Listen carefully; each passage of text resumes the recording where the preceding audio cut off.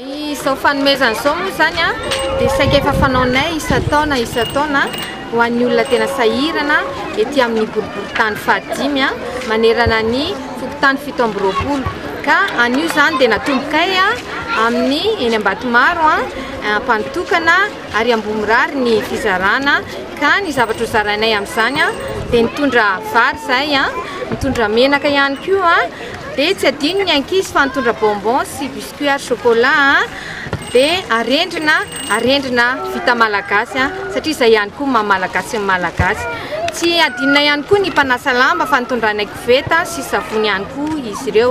ka ny fanirianay zany dia mba hanaovan'ny olona sahirana fety sambatra ampifaliana miaraka amin'ny ankohonany miaraka amin'ny fiara eny amin'ny fiarahamonina ka samy mitovy daholo ny malagasy satria tsy mety aminay tokoa ny manao kely tsy mba mameno.